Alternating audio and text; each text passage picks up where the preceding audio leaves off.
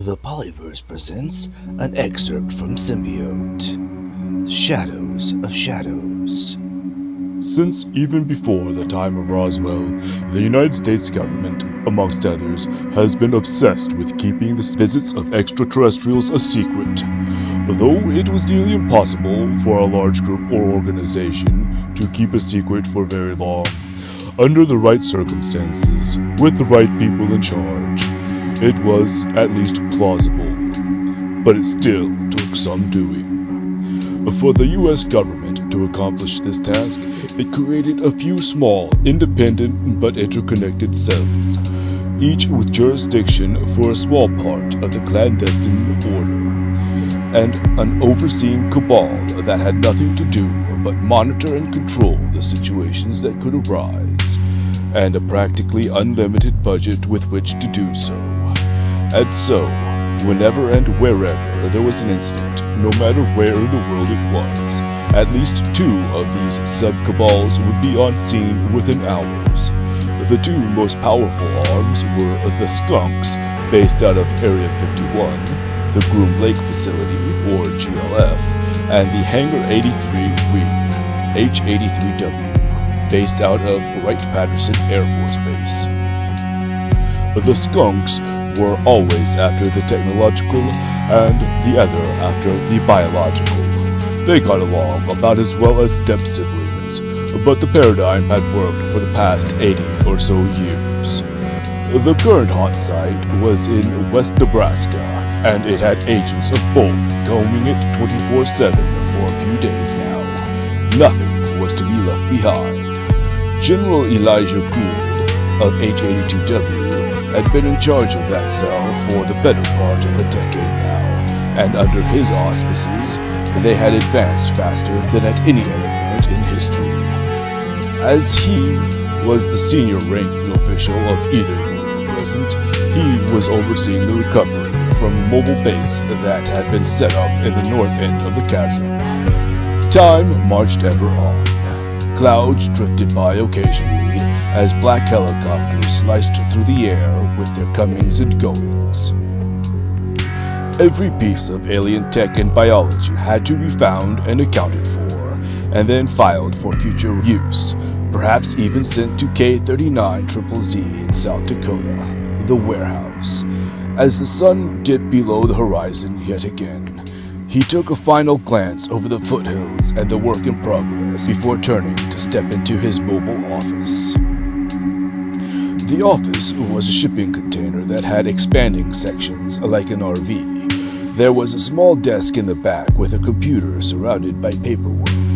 The wall had shelves and tie-downs where radios and camcorder batteries and charging stations could be placed. The light dimmed in the window as he sorted through reports. Soon, the door behind him opened up again. "You know, this is a skunk site," the richly toned voice announced. "More technologics than biologics." Gould smiled as he turned around. "All sites have to be secured ASAP. Isn't that what you said at Reno, General Forrest?" Forrest was a well-toned, bald African-American with a goatee. His suit was MIB issue. He preferred to travel as a civilian. Easier for the paperwork, he claimed. Gould, though, was always in his Air Force Class A's. He was only ever on site for active recoveries. All other times, he was on base. "That was your first big hot site," Forrest shrugged. "Had to make sure you could handle it." "I assure you, Forrest, I got this covered." "My men will have to search every single one of those crates." "Absolutely." Gould nodded and turned back to his desk. "They can look through anything they want, but we are taking the medbay and its contents. After all, you already have a dozen, and we need to study their medical apparatus in order to advance further." "Dick belongs to GLF. You get the squishy bits." Forrest forcibly turned the other to look at him. "That's the way this arrangement works." "Just like at Tokyo, huh?" Gould was not the least bit worried.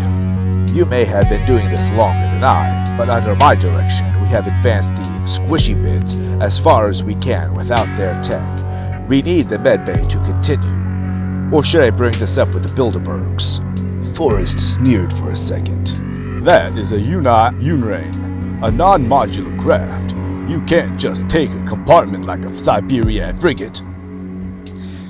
GLF had cataloged hundreds of craft, and Forrest had a working knowledge of each one. That was what Area 51 was about, after all. Gould made a show of pretending to think. You know, you're right. Guess I'll have to take the ship too. Always wanted to put something new in that hangar. This isn't the last you'll hear this on this matter. Forrest turned on the balls of his feet and stormed out. Have your people call my people. Gould smiled.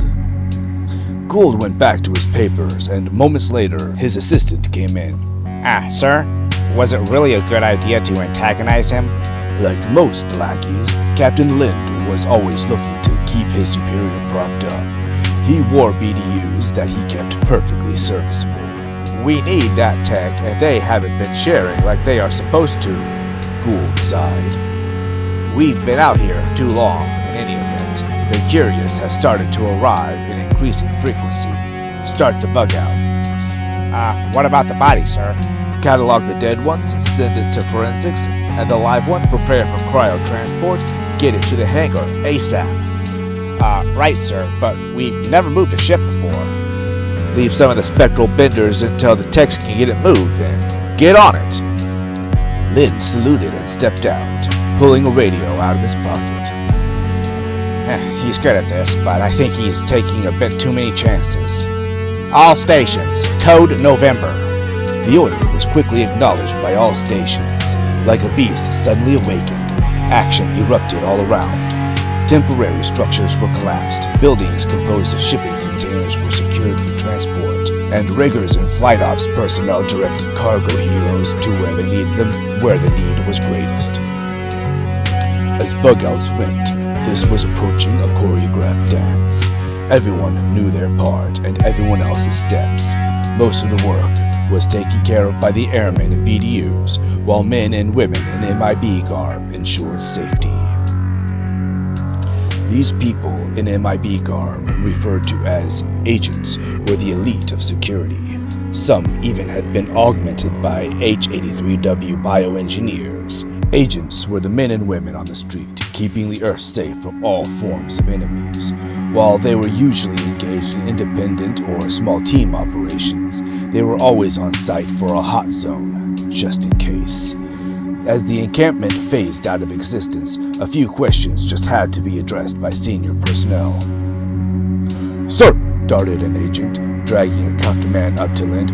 What about the looky-doos? The man looked expectantly at him, then stated, "You can't cover up the truth, man. People know, and we won't stop until the world does too, man."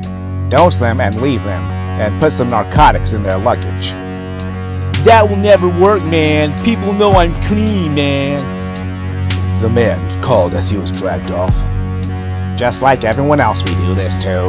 Lind sighed, then to a passing sergeant. Have we detected anything we need agents for?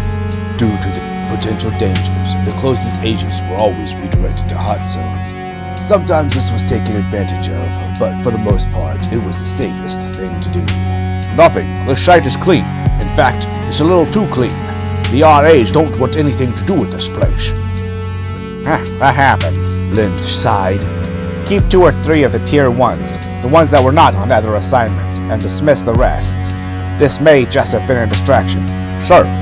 The man saluted and rushed off, pulling out his radio to accomplish the task.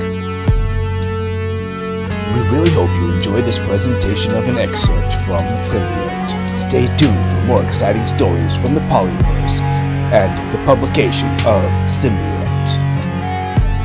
Don't party too hard.